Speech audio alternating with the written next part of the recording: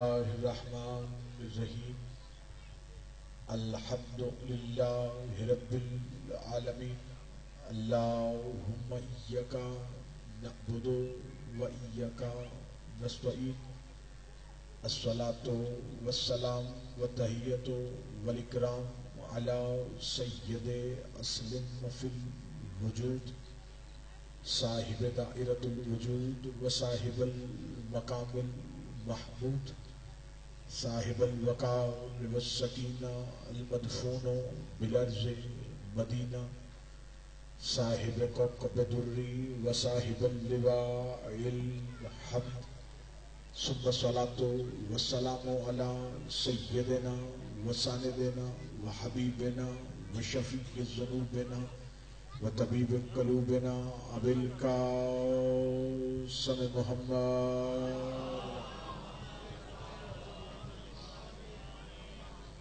وأولاده الطيبين الطاهرين المعصومين المظلومين المنتجبين المهديين ولعنة الله على قوم الظالمين الكافرين المنافقين المتكبرين أما بعد فقد قال حق سبحانه وتعالى في كتابه المجيد وفرقانه الحميد وهو أصدق الصادقين وقوله الحق بسم اللہ الرحمن الرحیم انا نحن نحیی الموتى ونکتب ما قدموا وآثار کل شیء احصیناہ فی امام مبین بلند الصلوات.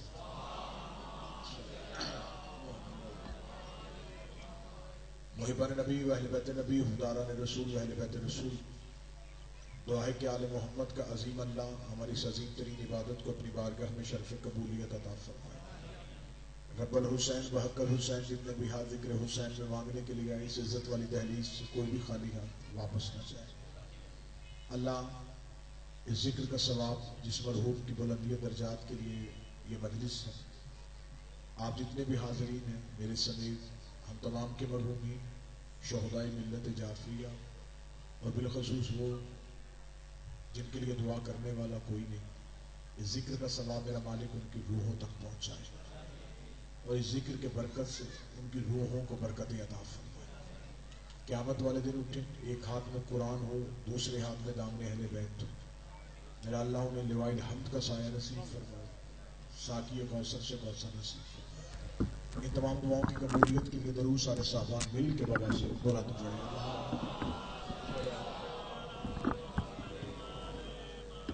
اجازت ہے گفتگو شروع کی جا سکتی. انتہائی خوش نصیب ہوتے ہیں وہ مرنے والے جن کے مرنے کے بعد ان کے ایصال ثواب کے بہانے سے ذکر محمد و آل محمد کا ہوتا ہے. ہمارے پاس اپنے مرنے والے کو بھیجنے کے لیے جو سب سے بہترین تحفہ ہے وہ تحفہ ہے اہل بیت کا ذکر، آل رسول کا تذکرہ. کیونکہ یہ مجلس ایصال ثواب کی ہے، بلندی درجات کی ہے. اکثر یہاں پہ ایک سوال اٹھتا ہے کہ مرنے والے کو مجلس کا ثواب کیسے پہنچتا ہے. معترض اعتراض کرنے والا سوال کرتا ہے کہ قرآن کا ثواب تو پہنچ سکتا ہے، لیکن آپ شیعہ جو مجلس کرتے ہیں اس مجلس کا ثواب مرنے والے تک کیسے پہنچتا ہے. اگر آپ اجازت دیں تو میں تھوڑی یہ بات سمجھا دوں تو پھر دو چار جملے موت پہ موڑ دیجیے. میں نے آپ کے سامنے اللہ کے قرآن سے سورہ مبارکہ یاسین سے آیت ہے. خدا کہتا بے شک ہم ہی ہیں جو مارتے ہیں اور بے شک ہم ہی ہیں جو پھر زندہ کرتے ہیں. خدا نے کہا جسے تم موت سمجھتے ہو وہ اصل میں موت نہیں ہوتی. اگر وہ موت ہوتی تو پھر اس کے بعد زندگی نہ ہوتی. ہم مارتے بھی ہیں اور پھر ہم زندہ بھی کرتے ہیں. پوچھا گیا میرے بادشاہ امام سے اور امام نے کتنا خوبصورت جملہ کہا. امام نے فرمایا خدا جہاں بھی قرآن میں نحنو کا لفظ کہے اور جہاں خدا ہم کہے وہاں ہم آل محمد ساتھ شریک ہوتے ہیں.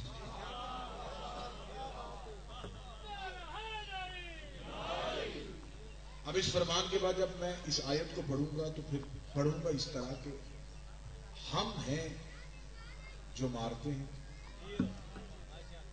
ہم ہی ہیں جو پھر دوبارہ زندہ کرتے ہیں.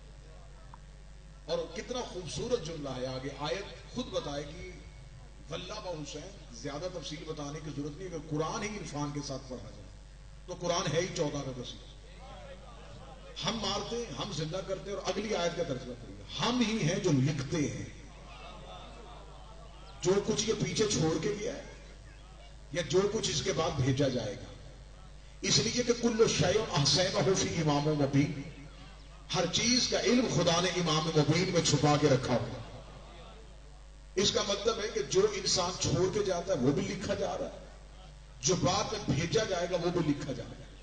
اس کا مطلب ہے کہ پیچھے سے بھیجنے کا دروازہ بند نہیں ہوا، پیچھے سے کوئی چیز بھیجی جا سکتی ہے. اب اگر سوال یہ پیدا ہوتا ہے کہ بھیجی جا سکتی ہے تو پھر قرآن کے ساتھ مجلس کا ثواب کیسے پہنچتا ہے؟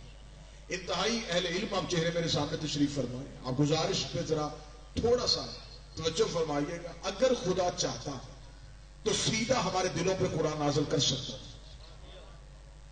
ایسا ہو سکتا تھا یا نہیں ہو سکتا؟ اگر خدا چاہتا سیدھا ہمارے دلوں پہ قرآن نازل کرتا، ہمیں احکامات کا پتہ چل جاتا، ہمیں شریعت کا پتہ چل جاتا. کیونکہ وہ علی کل شیء قدیر ہے، اس نے کسی سے پوچھنا تو ہوتا نہیں، مشورہ کسی سے لیتا نہیں، وہ جو چاہتا ہے وہ کر دیتا ہے. اگر وہ چاہتا قرآن سیدھا انسان کے دل پہ نازل کر سکتا تھا، لیکن اس نے ایسا نہیں کیا. اس نے قرآن کو رکھا لوح محفوظ پہ. لوح محفوظ سے ایک فرشتہ ہے جس کا نام ہے جبریل، اس نے وہاں سے اٹھایا، وہ لے کے آیا قلب پیغمبر پہ. قلب پیغمبر سے آیا زبان پیغمبر پہ، پھر وہ ہم تک پہنچا. اب جو بات میں سمجھانا چاہ رہا ہوں تمہید میں یہ جملہ سمجھ جائیں گے تو پوری تقریر میرے لیے آسان ہو جائے گی. وہ خدا سب کچھ کر سکتا تھا، سیدھا بھی قرآن نازل کر سکتا تھا. اس نے سیدھا نازل نہیں کیا، اس نے لوح محفوظ پہ رکھا. لوح محفوظ بھی مصروف، جس فرشتے نے اٹھایا وہ فرشتہ بھی مصروف، جس دل پہ آیا وہ دل بھی مصروف، جس زبان سے جاری ہوا وہ زبان بھی مصروف. خدا نے اتنے مصروف وسیلوں سے قرآن کو گزارا، اتنے مصروف وسیلوں سے قرآن کو گزارا، اتنے مصروف آسروں سے قرآن کو گزارا، اتنی مصروف راہوں سے قرآن کو گزارا، اتنی استفت کی منزلوں سے قرآن کو گزار کے ہم جیسے گناہگار بندوں تک پہنچا کے ہمیں بتایا ہے کہ میں سب کچھ کر سکتا تھا پھر بھی میں نے سیدھا نہیں بھیجا، میں نے اتنے مصروف وسیلوں سے گزار کے بھیجا ہے. کل کو اگر اسی قرآن کو اپنے مرنے والے کو واپس بھیجنا ہو، سیدھا بھیجنے کی غلطی نہ کرنا، کسی مصروف وسیلے کے ذریعے سے بھیجنا.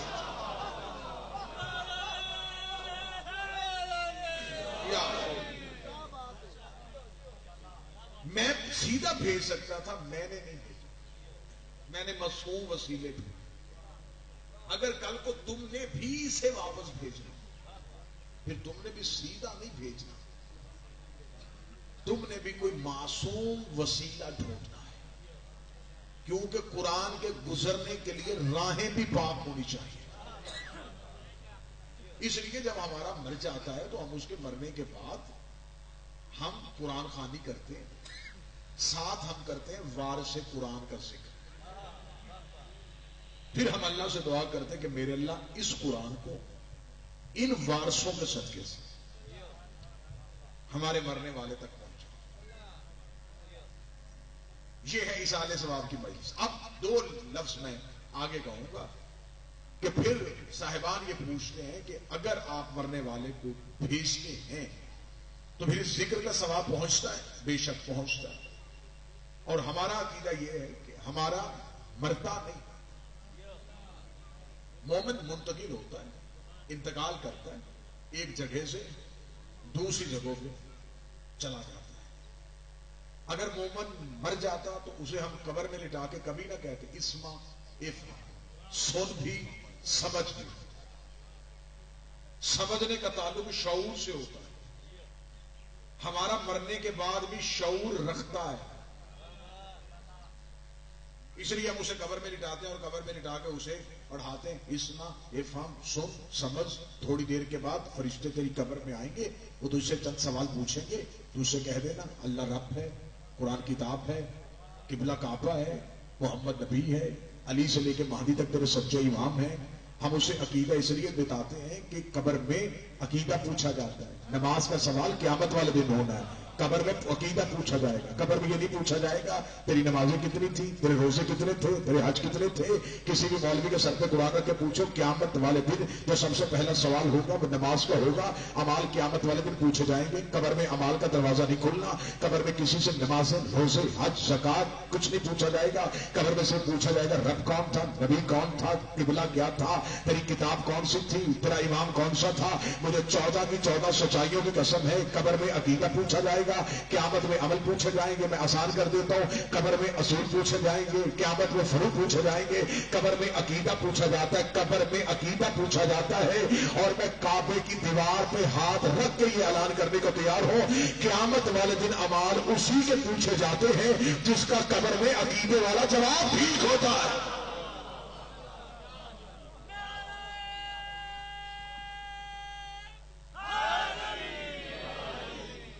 اگر قبر میں عقیدے والا جواب ہی غلط ہو گیا تو پھر امال والا سوال ہونا ہی نہیں.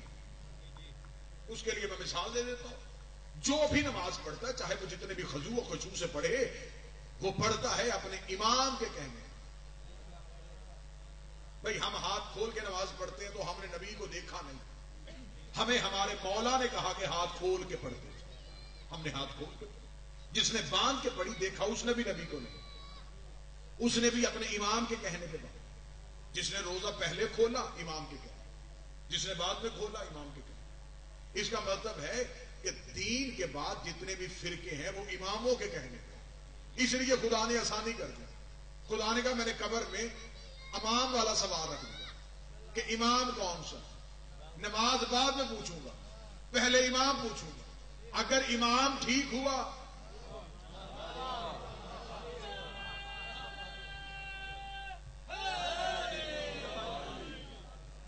اگر امام ٹھیک ہوا تو اس کا مطلب ہے کہ نمازیں ٹھیک. دیگ میں ایک دانہ چکھا جاتا ہے تو وہ پوری دیگ کا ذائقہ بتاؤ. خدا کہتا میں نے اس لیے امام والا سوال قبر میں رکھ دیا کہ ان سے پہلے یہ پوچھ لو امام کون ہے. اگر اس نے امام والا جواب ٹھیک دے دیا تو پھر اس کا امال قیامت والے دن کھول لینا. ورنہ بے شک نمازیں جتنی بھی ہیں, حج جتنے بھی ہیں, روزے جتنے بھی, جب امام ہی ٹھیک نہیں تو پھر اس کا مطلب پھر نمازیں بھی ٹھیک نہیں ہے. اس لیے ہم بار بار ممبر آل محمد سے یہ زور دیتے ہیں امال بعد میں ٹھیک کرنا, پہلے عقیدہ بہتر کرو. عقیدہ ٹھیک نہیں ہوگا تو عمل ٹھیک نہیں ہوں گے. عقیدہ بہتر نہ ہو تو نمازوں سے بدبو آنی شروع ہو جاتی ہے. عقیدہ بہتر نہ ہو تو نمازیں ٹکرے ہوتی ہیں. عقیدہ بہتر نہ ہو تو روزہ بھوک ہڑتال ہوتا ہے. عقیدہ اچھا نہ ہو تو حج عبادت نہیں ہوتا, آوارہ گردی ہو جاتی ہے. بہتر یہ ہے کہ پہلے عقیدہ ٹھیک ہے. فصل کا دار و مدار بیج پہ ہوتا ہے. بیج بہتر ہوگا تو فصل بہتر ہوگا. عقیدہ ہے انسان کی روح کا بیج. تھوڑا میرے ساتھ بولیے گا سر. بیج بہتر ہوگا تو عمل بہتر ہوگا. اور یہ بات میں ممبر کی عزت کے ساتھ کھا کے کہتا ہوں, اگر امام اچھا ہو گناہگار بھی پار ہو سکتا, اور اگر امام برا ہو تو نیک بھی دوزخ میں جائے. اتنا ضروری ہے دین میں ضرورت ہے امام. اس لیے کہتے ہیں کہ امام سوچ کے بنا, اور بنانا ہمارا کام نہیں, ماننا ہمارا کام. ہم نے صرف ماننا ہے کہ کیا اس میں وہ امام والی اہلیت ہے یا نہیں, امام والی قابلیت ہے یا نہیں. امام بہتر ہونا چاہیے. امام ٹھیک نہ ہو ناکام جو ہے کامیاب ناکام, اور امام بہتر ہو تو ناکام بھی کامیاب ہو. میں آسان کر دیتا ہوں ایک مثال دے کے. جب تک حر کا امام ٹھیک نہیں تھا, حر کی نماز ٹھیک نہیں تھی, اور جب حر کا امام ٹھیک ہوا پھر حر کو عمل کرنے کی ضرورت ہی نہیں پڑی. ادھر حر حسین کے خیمے میں آیا, حسین نے تلوار دے کے میدان میں بھیج دیا. حر فوراً جا حملہ کر لیا. حر نے کہا مالک اجازت فرمائے, اجازت ہے. ہر چلا گیا، ہر نے جا کے میدان میں حملہ کر دیا. آؤ کریم کربلا کی چوکھٹ پہ سجدہ کر کے اتنا تو پوچھیں مولا اتنے سال نمازیں یزید کے لشکر میں رہ کے پڑھتا رہا، وہ نمازیں تو غرق ہو گئی، وہ روزے تو ضائع ہو گئے، ان حجوں کا تو کوئی فائدہ نہیں ہوا کیونکہ اس کا امام ٹھیک نہیں تھا. اس نے پہلی بار سچے امام کے دروازے میں سجدہ کیا، آپ نے فوراً تلوار دے کے میدان میں بھیج دیا. تھوڑی دیر اسے اپنے پاس رہنے دیتے، اس کا کلمہ بہتر کر دیتے، اس کی نماز ٹھیک کر دیتے، اس کے روزے پچھلے معاف کروا دیتے. مولا آپ نے فوراً میدان میں کیوں بھیج دیا؟ فرمایا اگر میں ہر کو تھوڑی دیر بٹھا لیتا اور میرے حجرے میں میرے خیمے میں تھوڑی دیر بیٹھ جاتا، قیامت تک کے لیے مولوی بھونک دیتا کہ ہر کو وہ نمازیں بچا گئی جو ہر نے بعد میں پڑھی تھی، ہر کو وہ عمل بچا گئے جو ہر نے بعد میں کیے تھے. میں ہر کو تلوار دے کے میدان میں بھیج کے بتا رہا ہوں، ہر کو ہر کی نمازیں نہیں، ہر کو حسین کی محبت بچا گئے.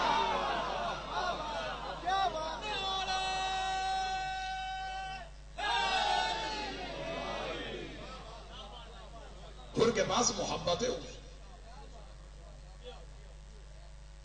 آج ضرورت میری قوم میں اس ڈگر کو بہتر کرنے کی ضرورت ہے کہ آپ نوجوانوں کو اس قدر نہ ڈرائیں. عمل اس تب بہتر ہوں گے جب ان کا عقیدہ بہتر ہے. عقیدہ بنیاد ہے، پہلے بنیاد ٹھیک کی جائے، اس کے بعد عمل جو ہے اس بنیاد کی دیوار ہے. جب بنیاد ہی آپ ٹیڑھی رکھیں گے تو عمل کی پوری دیوار ٹیڑھی ہو جائے. بہتر یہ ہے کہ پہلے قوم کے بچوں کے، نوجوانوں کے عقائد کو بہتر کیا. جب عقائد کو بہتر کرنا ہے تو یہ بات ذہن میں رکھیے گا کہ ولایت علی کے بغیر کسی چیز کی گنجائش نہیں.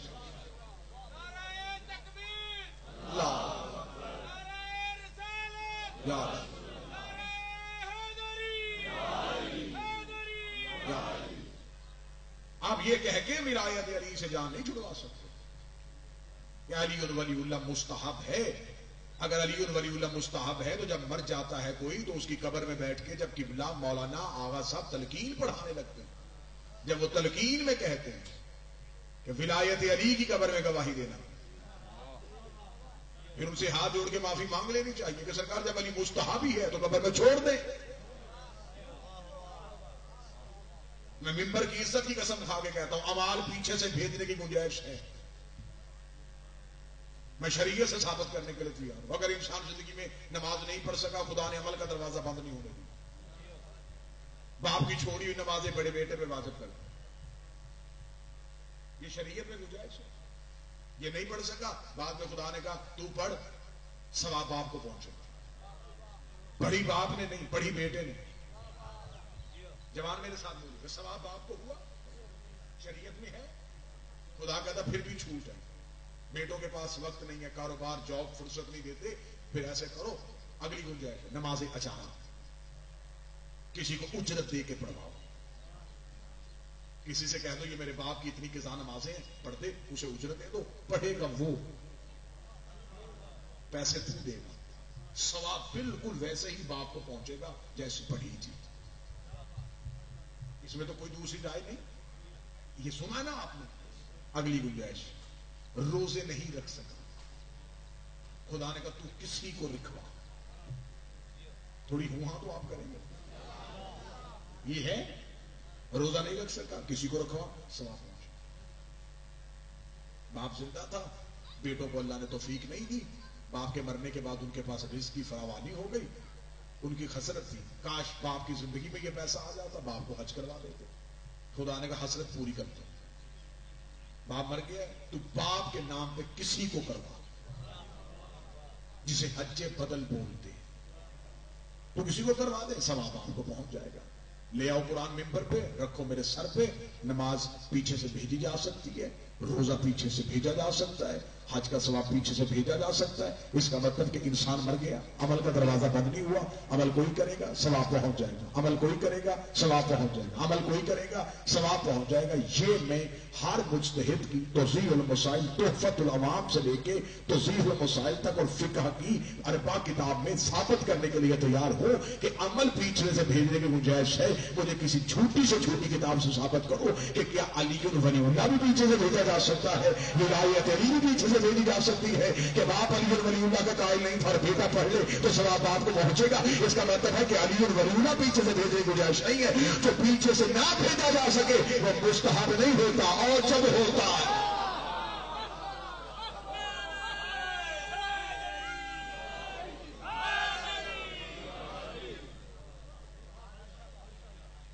اور یہ بات میں اس بحث میں ہے ہی نہیں کہ مستحب ہے، مبطل ہے، واجب ہے۔ اگر مجھ سے میرا عقیدہ پوچھو تو میرا عقیدہ یہ ہے علی ولی اللہ اجر رسالت۔ جسے یہ لفظ اچھا لگا وہ بول کے گواہی دے گا۔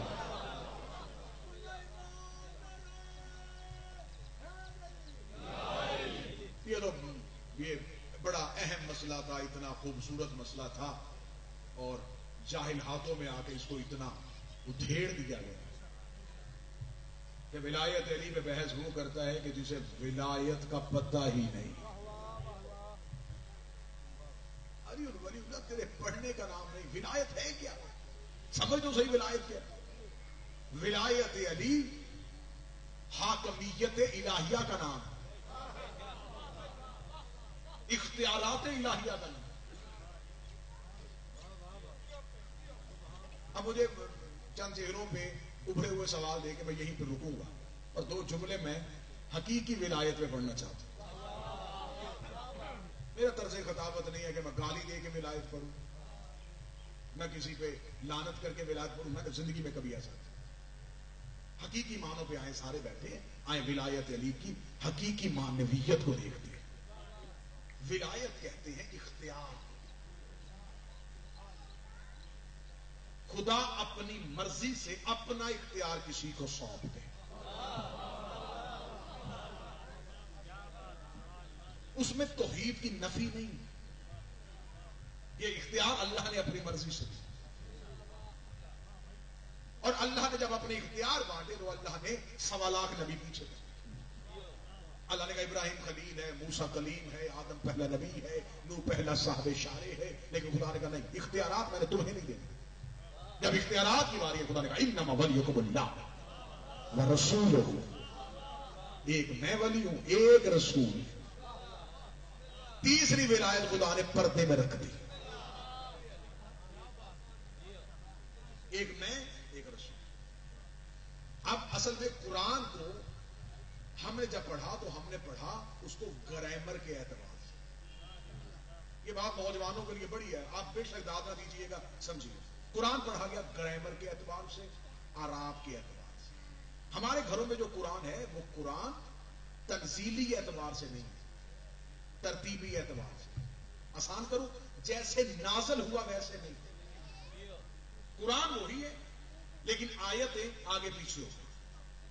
جو سب سے پہلے آئی تھی وہ درمیان میں، جو سب سے آخر میں آئی تھی وہ 26 سب سے پہلی آیت اقرا وہ اس میں۔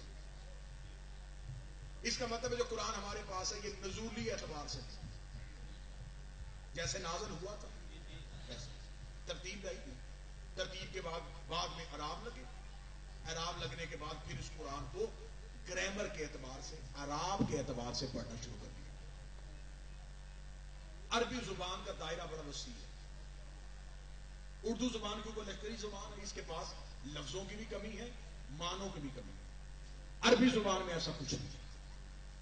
قرآن کی اکثر آیتیں بغیر معنی کے پڑھی جاتی ہیں، بغیر معنی کے سنائی جاتی ہیں، بغیر معنی کے سمجھی جاتی ہیں۔ میں ایک آیت پڑھوں اور اس آیت میں مجمع سے انصاف لیتا ہوں۔ خدا قرآن میں کہتا ہے بسم اللہ الرحمن الرحیم هو الذی خلق السماوات والارض فی ستۃ ایام وکان عرشہ علی الماء۔ خدا کہتا میں اللہ وہ اللہ ہوں کہ میں نے زمین اور آسمان کو 6 دنوں میں خلق کیا، اور جب میں نے خلق کیا وکان عرشہ علی الماء، میرا عرش پانی پہ کھڑا تھا۔ اس آیت کو جس نے بھی ترجمہ لکھا بالکل ایسے لکھا کہ وہ خالق وہ ہے جس نے زمین اور آسمان کو 6 دنوں میں، 7 ایام 6 دنوں میں بنایا۔ ٹھیک ہو گیا؟ آگے چلیں تھوڑا سا۔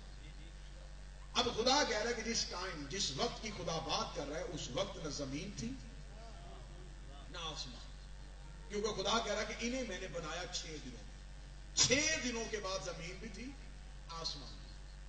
وہ 6 دن پہلے نہ زمین تھی نہ آسمان۔ ٹھیک ہو گیا؟ آج مجلس ہے، 6 دن پہلے اس مجلس میں نہ کلیم تھے، نہ یہ صاحبان تھا، نہ یہ کناتے تھے۔ یہ کناتے آج ہیں، وجہ ہے مجلس۔ خدا کہتا ہے کہ جب زمین اور آسمان نہیں تھے یہ 6 دنوں میں بنے. دن بنتا ہے سورج کے طلوع ہونے سے غروب ہونے سے. سورج طلوع ہوا غروب 1 دن. جب زمین تھی نہیں آسمان تھا نہیں دن کہاں سے آیا؟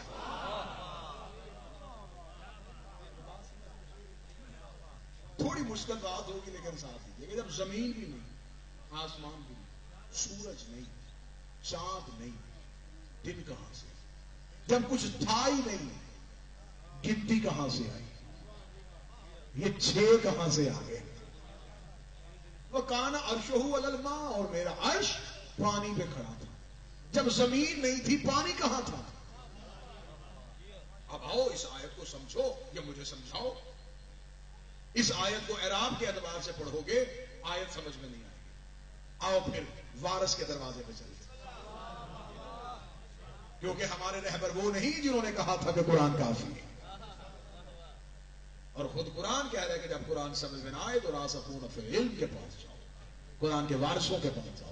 اب آؤ میں قرآن کے وارث سے پوچھوں گا ایک جملہ میں قرآن کے وارث کا پڑھوں گا اور آپ کے عقیدے یوں چھلکنے شروع ہو جائیں گے اور آپ کو فخر ہوگا کہ ہم نے سچوں سے قرآن لیا ہے ہم نے سچے وارثوں کو مانا ہے. میرے امام سے جا کے کسی بندے نے سوال کیا مولا یہ زمین اور آسمان جب بنے تھے تو خدا کہتا وکان عرشہ علی الماء میرا عرش پانی پہ کھڑا تھا تو میرے اللہ یہ پانی میرے مولا یہ پانی کہاں سے آیا تھا؟ امام نے فرمایا تو کیا سمجھتا یہ کوئی پانی دھری سے عرش کرا تھا؟ ہاں مولا پھر یہ کیا تھا؟ فرمایا عرشہ سے مراد ہے علم توحید الماء سے مراد ہے آل محمد. خدا کہنا چاہ رہا جب کچھ بھی نہیں تھا اللہ کا علم آل محمد نے اٹھایا ہوا تھا.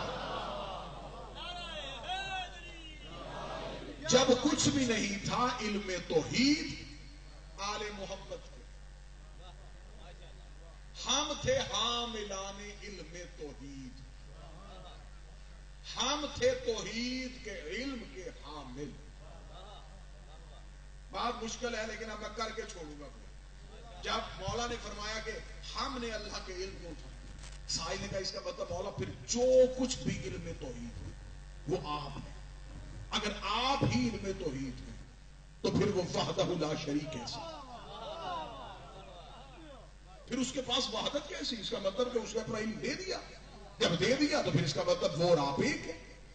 امام نے فرمایا سن خدا نے جو علم ہمیں دیا تھا اسے عرش کہتے ہیں جو اپنے پاس رکھا اسے کرسی کہتے ہیں. یہ جو قرآن میں پوری بار بار آیت کو پڑھنے کا حکم ہے آیت الکرسی اس میں توحید کی ذاتی صفات کا اعلان ہے. فرمایا جو علم ہمیں دے دیا وہ عرش جو اپنے پاس رکھا وہ کرسی. کرسی کا علم اس نے کسی کو نہیں دیا. عرش کا علم ہم 14 کو دے دیا. پھر جو کچھ بھی بنا وہ عرش سے بنا. سورج چاند زمین کائنات جو کچھ بھی تھا وہ عرش سے تھا. عرش میں جو علم تھا وہ آل محمد کے پاس. جو کچھ آل محمد میں تھا وہ کرسی کی وجہ سے تھا. جو کچھ کرسی میں تھا وہ توحید کے پاس. معصوم نے فرمایا کہ اللہ نے 14 کو ظاہر کیا 14 نے کائنات کو ظاہر کیا. کو بات سمجھ میں آئی؟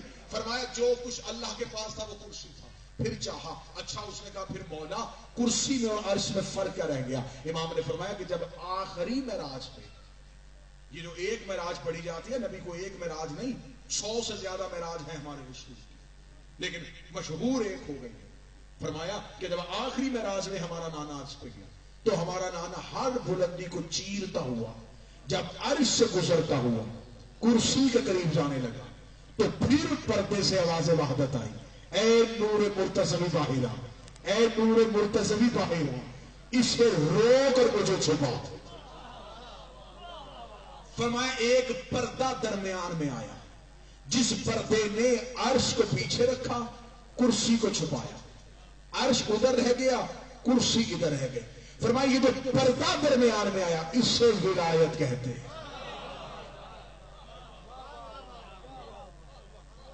یہ جو درمیان میں ایک پردہ حائل ہوا اسے ولایت کہتے ہیں. عرش ادھر رہ گیا کرسی ادھر تھی. عرش کو کرسی نہ ہونے دی کرسی کو عرش نہ ہونے دیا، کیونکہ درمیان میں تھا پردہ، پردہ تھا ولایت کا، ولایت نے کرسی کو بھی بچایا، عرش کو بھی بچایا۔ پھر آواز وحدت آئی کہ اس ولایت کے پردے نے عرش کو کرسی نہیں ہونے دیا، کرسی کو عرش نہیں ہونے دیا۔ پھر ایسے کر لیتے ہیں، تو بھی ولی ہو جا، میں بھی ولی ہو جاتا ہوں۔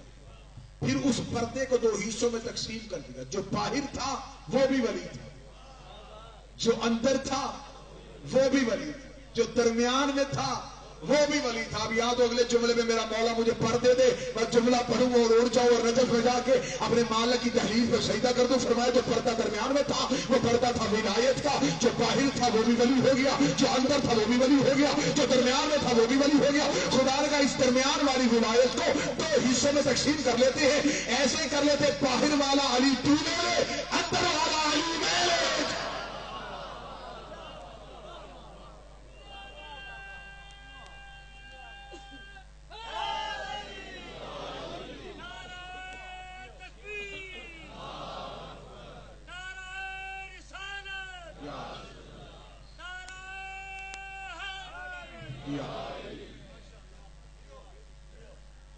علی کی باطنی حقیقت سے توحید، ظاہری حقیقت سے مصطفیٰ۔ اس لیے خدا نے جب کسی نبی کی مدد چھپ کے کی تو چھپے ہوئے علی کے ذریعے کی۔ اس نبی کے پاس ظاہری علی آیا، اس لیے اس نے کہا تھا رب ادخلنی مدخلا صدق واخرجنی مخرج صدق واجعل من لدنک سلطانا نصیرا۔ اگر مجھے علی دینا ہے تو مجھے وہ دے جو تیرے لدن میں ہے۔ اب یہ ہے اب یہ ولایت کا پردہ ہے درمیان۔ اگر یہ ولایت کا پردہ درمیان میں نہ ہو، نہ مصطفیٰ پہچانا جائے نہ توحید۔ اس لیے ہم لا الہ الا اللہ محمد رسول اللہ کے فوراً بعد علی ولی اللہ کہنا۔ علی ولی اللہ کہنا اس بات کی دلیل ہے کہ جس کے پاس علی ولی اللہ ہوگا نہ اس کی توحید مشکوک ہوگی نہ اس کی رسالت مشکوک۔ کوئی بندہ اسے یہ نہیں پوچھ سکتا تو اللہ کو مانتا کہ نہیں مانتا، کیونکہ وہ کہہ دیتا علی ولی اللہ۔ علی اللہ کا ولی ہے، علی اور اللہ کے درمیان ولی ہے۔ ہم علی اللہ کے قائل نہیں، علی ولی اللہ کے قائل ہیں۔ اللہ اور علی کے درمیان ولی، ہم کہتے ہیں علی ولی اللہ، ہمارا عقیدہ توحید بچ گیا۔ علی اللہ کا ولی ہے، وصی رسول اللہ، رسول کا وصی ہے، نبوت بھی بچ گئی۔ اس کا مطلب کہ صرف ولایت کے کلمے میں توحید کا بھی اظہار ہے، رسالت کا بھی اظہار ہے۔ تو اس کا مطلب ہے کہ جو ولایت علی ہے پھر یہ مستحب یا واجب یا اوجب نہیں، یہ اجر رسالت ہے۔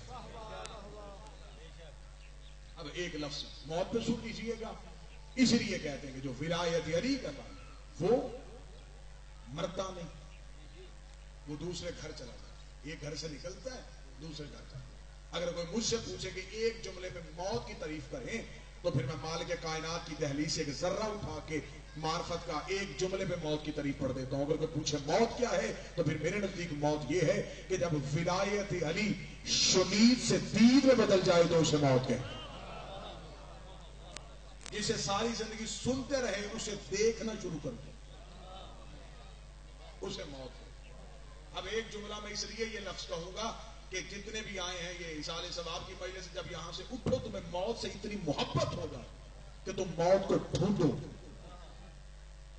موت سے بچنا مومن کی علامت نہیں، موت کی طرف بڑھنا مومن کی علامت، کیونکہ موت ہے علی سے ملاقات کا طریقہ، اور مرید کی خواہش ہوتی ہے کہ جتنی جلدی ہو پیر سے ملے۔ اب آئیے موت کی تعریف سنیے گا۔ جابر بن حیان وقت کا بہت بڑا سمجھ میرے امام صادق کے پاس، اس نے آگے مولا سے کہا اللہم صلی علی محمد کہ مولا میں آپ سے پوچھنے آیا ہوں کہ موت کیا؟ کیا سوال کیا اس نے؟ موت کیا؟ امام نے فرمایا میں سوال کا جوابات میں دوں گا، تو پہلے مجھے یہ بتا زندگی کیا ہے؟ اگر تجھے زندگی کا پتا ہے تو پھر تجھے موت کا بھی پتا ہو۔ اسے کہا مولا سانس لینا زندگی ہے۔ امام نے فرمایا جواب غلط ہے، سانس لینا زندگی نہیں، ضرورت ہے زندگی۔ اس نے کہا مولا حرکت کرنا زندگی، فرمایا حرکت کرنا زندگی نہیں، احتیاط زندگی۔ اس نے کہا مولا پھر زندگی کیا ہے؟ امام نے فرمایا اگر مجھ سے زندگی کی تعریف سنے گا تو پھر برداشت کرے گا؟ اس نے کہا مولا کروں گا۔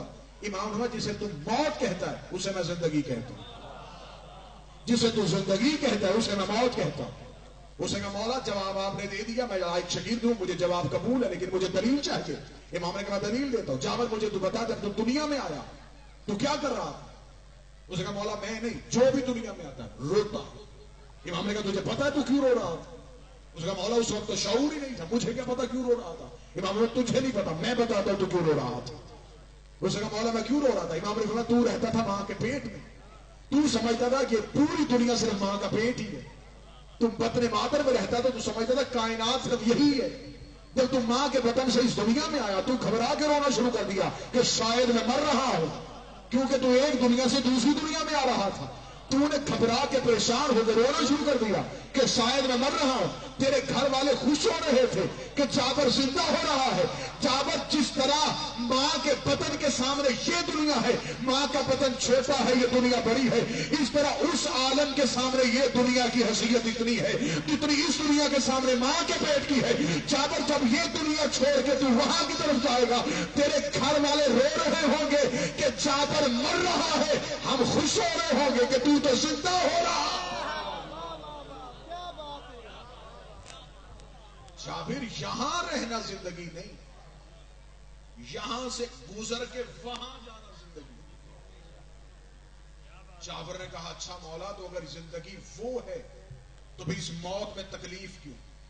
آخری 1 منٹ کی گفتگو رہ گئی، پھر اس موت میں تکلیف کیوں؟ امام نے کہا جسے تم موت کی تکلیف سمجھتا ہے وہ تکلیف ہمارے محبین کے لیے نہیں۔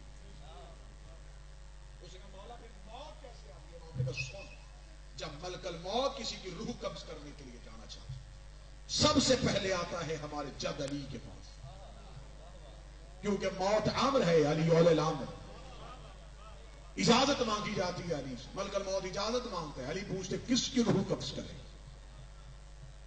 جب وہ منکر کی روح قبض کرتا ہے تو پھر ملک الموت اتنی ہیبت ناک خوفناک شکل میں جاتا ہے کہ جب وہ اس کے قریب جاتا ہے تو اسے دیکھ کے ہی وہ انسان مر جاتا ہے۔ لیکن جب مومن کی طرف جاتا ہے تو اب جملہ سنیے، جس نے پوری مجلس میں لطف لینا ہے وہ جملہ سنیے گا۔ علی فرماتے جب وہ مومن کی روح قبض کرنے کے لیے جاتا ہے تو ملک الموت جب علی سے اجازت لیتا تو پھر جملہ تبدیل ہوتا ہے۔ وہ جملہ کیا ہوتا ہے؟ ملک الموت کہتا ہے مولا اجازت دیجیے، آج میں آپ کے محب کی زیارت کے لیے جا رہا ہوں،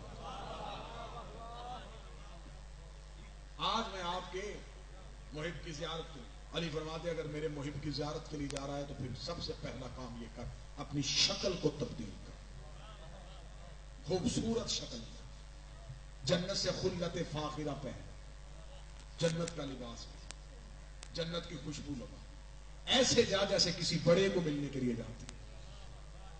ملک الموت خوبصورت شکل میں آتا ہے، خلت فاخرہ پہنتا ہے، اس مومن کے قریب جاتا ہے۔ امام صادق فرماتے جب اس مومن کے قریب جاتا ہے تو اس مومن کے پاؤں کے تلوے کے ساتھ اپنے پروں کو مس کرتا ہے۔ مس کرنے کے بعد وہ مومن بستر موت میں پڑا ہوا ملک الموت کا چہرہ دیکھتا ہے۔ ملک الموت اپنے پروں کو جوڑ کے کہتا ہے کہ ذرا آسمان کی طرف دیکھ۔ امام صادق فرماتے ہیں کہ وہ مرد مومن بستر بیماری پہ آنکھیں آسمان کی طرف کرتا ہے، جب وہ آسمان کی طرف کرتا ہے تو ہم 14 آسمان کے پردے ہٹاتے ہیں، ہم 14 انہیں اپنے چہرے دکھاتے ہیں۔ جب ہم 14 چہرے دکھاتے ہیں وہ دوبارہ ملک الموت کا چہرہ دیکھتا ہے تو ملک الموت اپنے پروں کو جوڑ کے کہا اگر تو چاہے تو میں تجھے تیرے وارثوں تک چھوڑا، اگر تو چاہے تو کیا میں تجھے تیرے مالکوں تک چھوڑا؟ امام فرماتے جب وہ ہمیں دیکھ لیتا ہے تو پھر اسے یہاں آنے کی محبت نہیں رہتی، وہ فوراً کہتا ہے جتنی جلدی ہو سکے مجھے ان تک چھوڑ گیا۔ امام فرماتے بس اس سفر کو موت کہتے ہیں۔ جب وہ ہمارے پاس آ جاتا ہے تو پھر وہ زندہ ہو جاتا ہے. حقیقی زندگی تب شروع ہوتی ہے جب آل محمد کے قدموں میں انسان چلا جاتا ہے. کاش دنیا نے آل محمد کی اس فضیلت کو سمجھا ہوتا. یہ جو آپ مجلس حسین میں بیٹھتے ہیں، یہ جو آنسو آپ کی آنکھوں سے، میں ممبر پہ بڑی مستند روایت پڑھ لیا. امام فرماتے ہیں کہ مومن کی آنکھ سے اگر مچھر کے پر کے برابر اور غم حسین میں آنسو نکلے، اور وہ مومن وہ مچھر کے پر کے برابر آنسو اپنی ہتھیلی پہ رکھ کے قیامت والے دن بارگاہ توحید میں کھڑا ہو کر سوال کر کے میرے اللہ اس مچھر کے پر کے برابر آنسو کی قیمت تیرے پاس کیا ہے؟ امام فرماتے ہیں اگر خدا عدل کی ترازو لگائے اور اس قیمت کو دینا چاہے تو اس مومن کی آنکھ کے اس ایک آنسو کی قیمت اتنی ہے کہ وہ آتش جہنم کو ٹھنڈا کر سکتا ہے. وہ دوزخ کی آنکھ کو ٹھنڈا، اس لیے کہ جو آنسو نکلتا ہے یہ آنسو نکلتا ہے محبت میں. محبت ہوتی ہے دل میں، محبت آتی ہے کسی عطا کے ساتھ. یہ عطا ہے زہرا کی دعا سے. نبی کی بیٹی نے ساری زندگی توحید سے کچھ نہیں. محمد کی بیٹی نمازیں پڑھتی رہی، خدا کہتا رہا ماں. رسول کی بیٹی نے زندگی میں دو چیزیں اللہ سے مانگی، ایک علمدار مانگا، ایک عزادار مانگا. ایک عباس مانگا، ایک اپنے حسین کے محب مانگا. بیوی نے کہا میرے اللہ ایک ایسی قوم پیدا کرنا جو میرے حسین کو روئیں، جو میرے اکبر کو روئیں، جو میری بیٹیوں کے پردوں کو روئیں. جب کوئی مومن مجلس حسین میں بیٹھ کے روتا ہے، ہائے کرتا ہے، رونے کے بعد تو اپنے گھر میں چلا جاتا ہے، دروازہ امام بارگاہ کا باہر نکلتا ہے، تجھے تسلی ہو جاتی ہے، تو دنیا کی باتوں میں لگ جاتا ہے. مجلس تمام ہونے کے بعد روایت کے جملے کہ مجلس والی جگہ پہ نبی کی بیٹیاں آ جاتی ہیں. حسین کی 4 سالہ بیٹی پھپھی کا دامن ہلاتی ہے، ہلا کے کہتی ہے اماں ایک یہاں بیٹھ کے چیخے مار کے رو رہا تھا، اما میں پردے میں بیٹھی اس کی چیخیں سن رہی تھی، اما تو مجھے بتا سکتی ہے یہ کون تھا؟ بیوی رو کے کہتی ہے سکینہ ہمارا عزادار تھا. چھوٹے چھوٹے ہاتھ جوڑ کے کہتی ہے اگر یہ کربلا میں ہوتا میرے تماچے نہ لگتے، یہ کربلا میں ہوتا میرا اصغر 3 دن کا پیاسا نہ چلا جاتا. اما میں چھوٹے چھوٹے ہاتھ اٹھاتی ہوں، میں دعا کرتی ہوں تو آمین کہنا، جو ہمیں رونے آئے تھے یہ دنیا میں کبھی نہ رو. دعا لے کے جاتے ہو محمد کی بیٹی، علی کی بیٹی. اتنا امت نے نبیوں کے بیٹوں کو نہیں مارا جتنا ظلم علی کی بیٹیوں پہ. پردہ دار بیٹیاں علی کی گزر گئی بازاروں سے، کیسے گزری انسانی زبان بیان ہی نہیں کر سکتی. بس ایک لوہا سننا آ گئی واپس مدینے. اکثر یہاں پہ ذاکرین جملہ پڑھ دیتے ہیں. علی کی بیٹی نے مدینے آ کے پوچھا سجاد یہ کون سا شہر ہے؟ عالمہ غیر معلمہ ہے، وہ نہیں جانتی تو کون جانتا ہے. ہاں ایک سوال بی بی نے ضرور کیا ہے. بی بی نے آ کے پوچھا سجاد یہ مدینہ؟ ہاں میں یہ مدینہ ہے. بی بی رو کے کہتی میں نے پہلی بار باہر سے دیکھا ہے. سجاد میں اس کی بیرونی دیواروں سے واقف نہیں تھی. جب میں 28 رجب کو گئی تھی تو میں عباس کے پہرے میں گئی تھی. اچھا سجاد یہ اگر مدینہ ہے تو مجھے بتا سکتا ہے میرے نانے کی قبر کہاں پہ؟ جو سید بیٹھے ہیں معاف کر دیجیے گا. سجاد نے زخمی ہاتھ اٹھا کے قبر رسول کی طرف اشارہ کیا. علامہ مجلسی نے بہار میں لکھا ہے علی کی بیٹی اٹھی اور قبر رسول کی طرف چلی. چند قدم چلی تھی پھر چلی نہیں.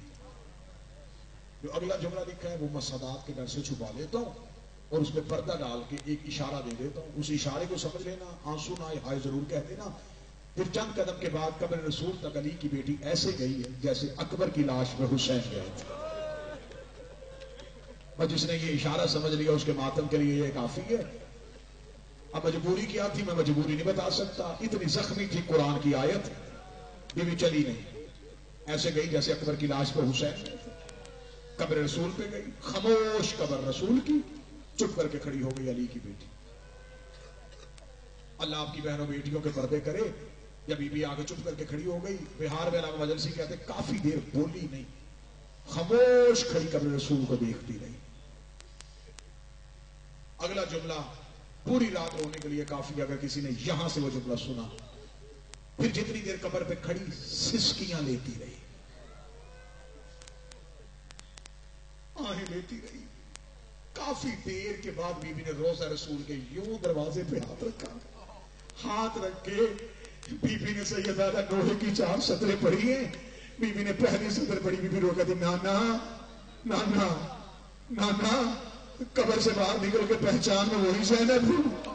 بی بی نے دوسری سطر پڑھی. بی بی رو کے کہتی نانا تیری اذان بچ گئی, میرا مؤذن مارا گیا. بی بی نے تیسری سطر پڑھی. بی بی رو کے کہتی نانا تیری نماز بچ گئی, میرا نمازی کربلا میں سو گیا. چوتھی سطر پڑھنے سے پہلے علی کی بیٹی نے گٹھڑی کھولی. گٹھڑی کھول کے حسین کا تیرے والا کرتا نکالا.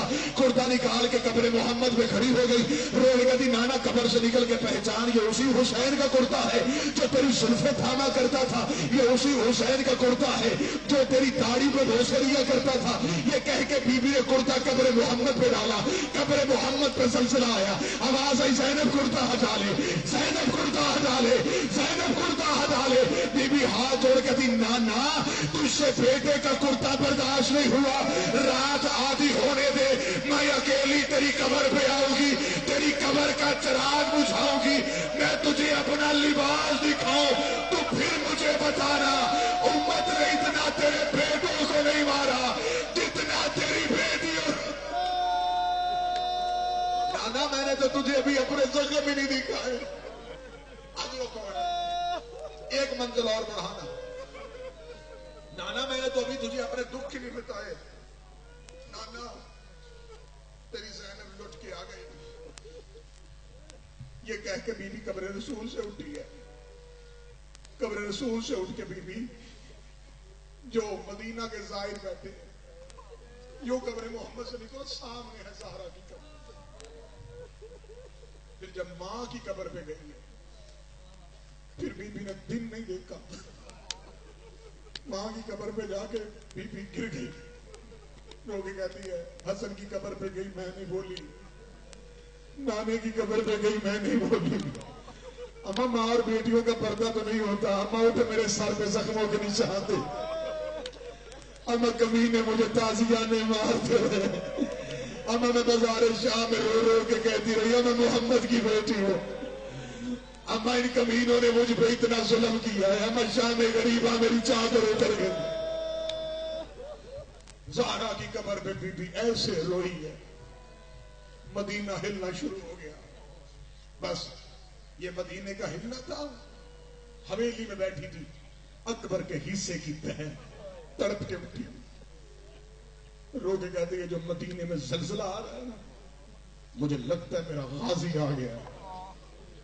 کیونکہ بعد جب جلال کے ساتھ مدینے میں چلتے تھے مدینے کی گلیاں ہلتی تھی. تڑپ کے اٹھی, اٹھ کے کہا ماں ایسے لگتا ہے میرا عباس آ گیا. جلدی سے بی بی نے کنیزوں کو ساتھ لیا. ایک کنیز نے آ کے بتایا کہ بی بی قبر رسول پہ کوئی قافلہ بیٹھا ہے. لوگ کہہ رہے ہیں کہ سجاد آ گیا. جو پردے میں میری بہنیں بیٹھی اللہ تمہارے بھائیوں والے جوڑ سلامت رکھے. دعا کیا کرو کوئی بہن بھائی کو غربت میں نہ دیکھے. یہ مدینے میں لوگ کہہ رہے ہیں کہ سجاد آ گئے. کنیزے ساتھ حسین کی بیٹی اٹھی. کنیزوں نے حلقہ باندھا. بی بی نے سر میں زہرا والی چادر لی. کنیزوں نے انما یرید اللہ کی آیت پڑھی. درود کی چھاؤں میں حسین کی بیٹی, سر پہ ماں زہرا والی چادر. ادھر مدینے کے باہر روضہ رسول سے جو رستہ آتا تھا نا مدینے آبادی سے, مولا سجاد اور جناب باقر آ کے بیٹھ گئے. سجاد نے مدینے آبادی سے صغرا کو یوں کنیزوں کے چھربٹ میں نکلتے دیکھا. سجاد کی آنکھ کے آنسو تیز ہو گئے. چند قدم پہ صغرا کا قافلہ آیا تھا. ایک کنیز نے کہا حسین کی بیٹی رک, ایک مسافر بیٹھا ہے اسے اٹھانے دے. سانس لے لیا آپ نے, اطمینان سے سنیے گا, اور جتنی آپ کی دل کی محبت ہے اتنا ماتم ہوگا. جب کہا بی بی کوئی مسافر بیٹھا اسے اٹھانے دے. بی بی صغرا قافلے کے ساتھ رک گئی. وہ اکیلی کنیز آگے بڑھی. बिला तशबीह, जहां पे सैयदुल साजिदीन और इमाम बाकर बैठे थे। आगे कनीज सज्जाद की कमर के पीछे खड़ी हुई। मुसाफिर मुसाफिर अय्युहल गरीबुल वतन, परदेसी रास्ता छोड़, हमारी सैयदजादी आ रही है। इतना कहना था, मौला सज्जाद ने मुद्दत के बिखरे हुए बाल चेहरे से हटाए। हटा के का कौन आ रही है? हमारी आकाजादी आ रही है। सज्जाद ने कहा मैं उठ के कहां जाऊं? इसने कहा रास्ता छोड़। सज्जाद का अगला जुमला मातमी को तड़पने के लिए काफी है। सज्जाद ने रो के कहा मुद्दत के बाद अपनी मर्जी से बैठा हो, मेरे पैरों के जख्म मुझे उठने नहीं देते। अपनी आकाजादी से कहा वो मुसाफिर बड़ा जख्मी है, उस मुसाफिर से उठा नहीं जा रहा। बीबी दे के कहती है वो कनीज तड़प के, मुसाफिर मेरी मजबूरी है, मैं उसे ऐसे नहीं गुजार सकती, वो अब्बास की भतीजी है। अब्बास का नाम आना तो सज्जाद की आवाज ही पाकर मुझे उठा। पाकर ने उठाया। सज्जाद रो के कहते गाजी आ देख मदीने में और तेरी बेटियां आज भी तेरे आसरे पे जिंदा है। इतना जुमला कहना था, बीबी सुगरा की कनीज को आवाज आई, जल्दी कर वापस आई से बैठा रहने दे। बीबी ने कहा क्यों बैठा रहने दो? सुगरा की आवाज आई ना उठा, इसका लहजा मेरे सज्जाद से मिलता। ये मुसाफिर बोला है, मुझे मेरा सज्जाद याद आ गया, इसका लहजा मेरे सज्जाद से मिलता है, इसे ना उठाना, इसे बैठा रहने देना।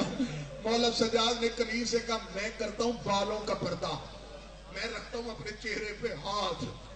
अपनी आकाजादी से कहा मैं पर्दे का बड़ा वाकिफ हूं, मेरा नुकसान ही पर्दे का हुआ है, मैं हाथों का पर्दा बनाता हूं, मेरी कमर के पीछे से गुजर जा। बीबी सुगरा कनीजों के झुरमट में गुजरने लगी। पढ़ना आसान है, सुनना आसान है, एक लम्हे के लिए कोई सोचे तो ये सज्जाद की थोड़ी गुर्बत थी। सगी बहन पर्दा करके गुजरी। 7वें कदम में बीबी सुगरा गई थी, या बाकर की आवाज आई बाबा आप मुझे इजाजत दे दे, बाबा मुझसे बर्दाश्त नहीं हो रहा।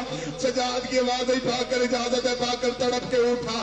बाकर के तन पे फटा हुआ कुर्ता था, चेहरे पे चमाटों के निशान थे, करबला के खून के छींटे थे, रस्ते का मुसाफिर था। आके बीबी सुगरा के दामन में हाथ डाला। सुगरा ने मुड़ के बाकर का चेहरा देखा, देख के कहती बच्चे किसी चीज की जरूरत हो थोड़ी देर बाद मेरे दरवाजे पे आ जाना, आज मेरे वारस वापस आए हैं। बाकर तड़प के कहने का फुप्पी पहचान, फुप्पी का नाम आया। सुगरा ने तड़प के देखा, रो करके मुझे फुप्पी कहने वाला और तू कोई मेरा बाकर है? आवाज आई मैं तेरा बाकर हूं। फरमाया पापा कहां है? फरमाया जिससे पर्दा करके आई, और बीबी जिसे पर्दा करके आ गई है वो तेरा सज्जाद था। अगला जुमला मुझे सैयद माफ कर देना। फिर बीबी सुगरा दौड़ी आके सज्जाद के गले में बाहें डाली। रोग कहती मैं नहीं पूछती अकबर कहाँ है, मैं नहीं पूछती मेरा बाबा कहाँ है, मैं नहीं पूछती मेरा चचा गाजी कहाँ है, मुझे इतना बता तुझे जवान भेजा था, तेरी कमर क्यों झुक गई, तेरे सर के बाल सफेद क्यों हो गए? सज्जाद ने सुगरा के गले में बाहें डाली। आवाज आई सुगरा मुझे शाम की कलियां खा गई, मुझे बदमाशों की पेशियां